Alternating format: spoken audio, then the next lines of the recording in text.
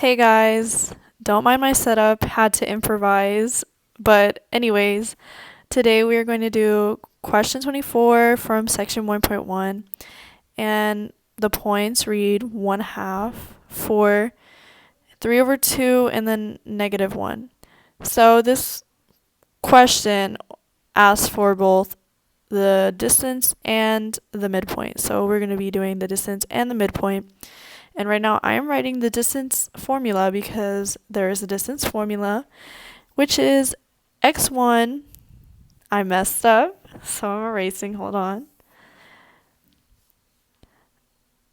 So x1 minus xo parentheses squared plus y1 minus yo parentheses squared. So this is the distance formula, and yes, we will be using this. We will plug in all the points above into this equation. So we're going to do d equals, and then the square root sign, and then we're going to plug in. So x1 is going to be 3 over 2. So we put 3 over 2 minus xo is going to be 1/2. So we're going to do 1/2 parentheses squared. There we go. Took me a minute. And then we're going to do plus parentheses y1, which is going to be -1. And I did another parenthesis. I enclosed the -1 in parentheses because we are subtracting. And then 4 is going to be yo, and then I squared it. So I totally skipped a step so I can save room on my paper. So I'm going to be getting 1 plus 5 in the square root. And how I got it is, of course, you needed to subtract 3 over 2 from 1/2, and which I got 1, and then it was squared the whole thing. So 1 squared is going to be 1, which I got 1. And then how I got 25 was I did -1 minus 4, which is going to be -5, and then it was squared, so -5 squared is going to be 25. So that's how I got 25. So now we're going to do the 1 plus 25, which is going to be d equals, once I get to it, d equals square root and then 26. So that is your distance. So your distance equals square root 25 or 26.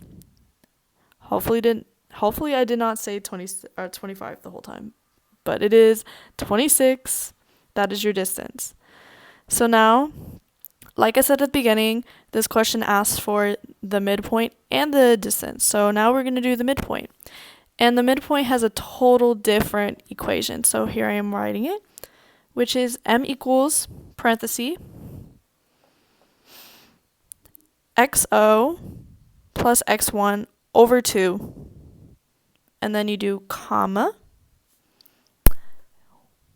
line for your fraction, and then you're going to do yo plus y1 and then over 2.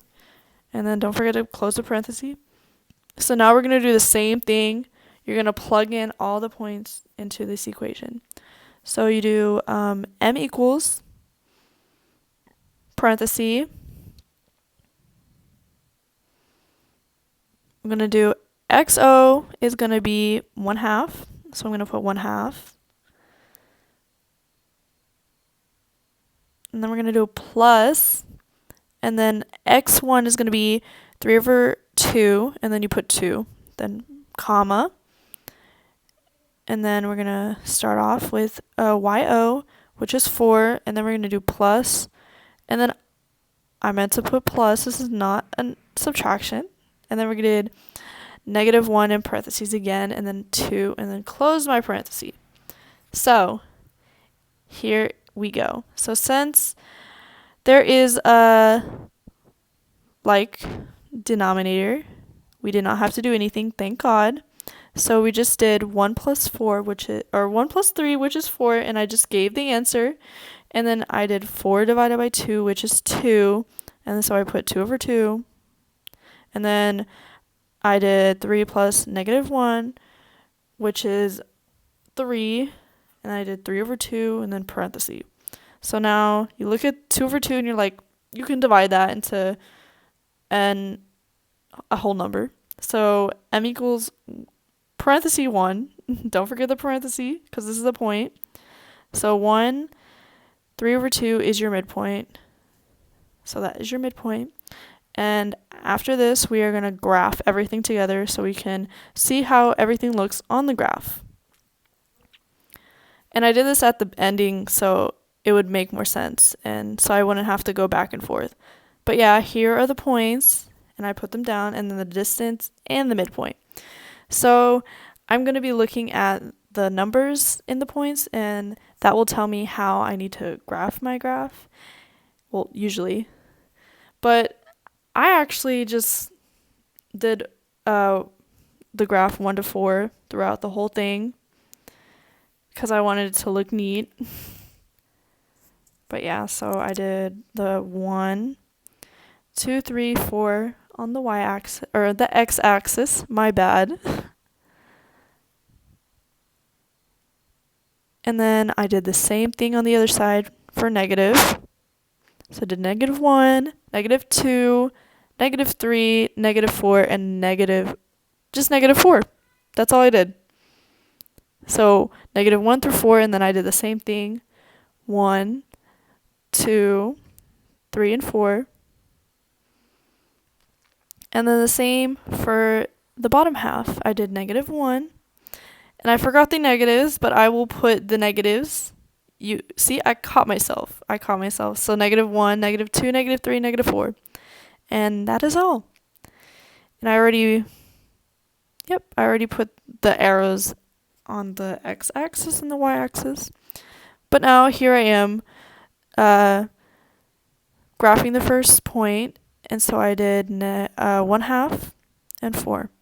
In which I am labeling it. You don't have to label, but I choose to, so I know what is what. So yeah. And then next we proceed to the next point, which is 3 over 2, -1. So 3 over 2 is right there. It is right there. So it's like right there. And then the 1, -1. So I label it again because I want to be neat with my work so I can read. And then I take the ruler and I make a straight line. Making it dark enough so you guys can see, and then I put arrows because it's a line. So yeah. And then after this, I proceed to do the midpoint. Yep.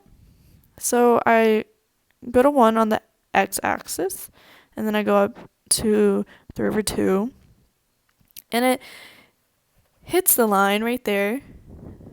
So you see that is the midpoint, and then I saw this in all the examples in this lesson, so I figured I should do it maybe to like have a better visual for you guys. So I did a dotted, broken, not really dotted, but broken line. And then I did the midpoint, and then at the midpoint I did